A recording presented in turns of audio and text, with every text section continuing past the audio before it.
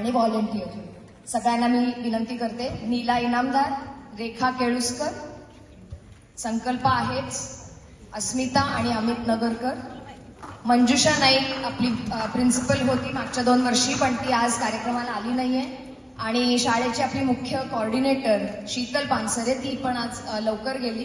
पण त्या सगळ्यांचा इतका मोठा सहभाग आहे की त्याच्यामुळे मुलांनी अतिशय आत्मविश्वासाने ही परीक्षा दिली आणि त्यात उत्तम मार्काने ते उत्तीर्ण झाले.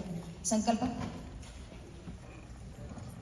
एक गोष्ट जी आज आपल्याला एकत्र घेऊन आलेली आहे ती आपली अमृता ते पैठासी जिंके मराठी भाषा, आणि शाळेच्या माध्यमातून आपल्या भाषेचा वारसा भावी पिढीला द्यायचा एक आमचा छोटासा प्रयत्न असतो.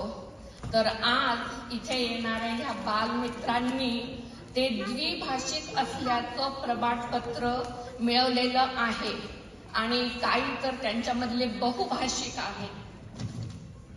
तर जे शाळेमध्ये परीक्षा घेतली जाते त्याच्यामध्ये फक्त 60% तोंडी परीक्षा असते, 40% मार्क त्यांच्या लेखी परीक्षेबद्दल दिलेले असतात. आणि फक्त तोंडी आणि लेखी परीक्षा नाही तर याच्यामध्ये पाठांतर, त्यांच्याकडून संभाषण, त्यांना कळतं का नाही, श्रवण, आकलन, या सगळ्या गोष्टींना आम्ही महत्त्व देतो. शाळेला जायच्या आधी रेग्युलर शाळेत जसे लेसन प्लॅन करतात त्याप्रमाणे आम्ही घरी तयारी करतो प्रत्येक ग्रेड प्रमाणे, आणि मुलांना 1ली, 2री, 3री, 4थी, 5वी, आणि वयोगट मात्र 6 ते 14.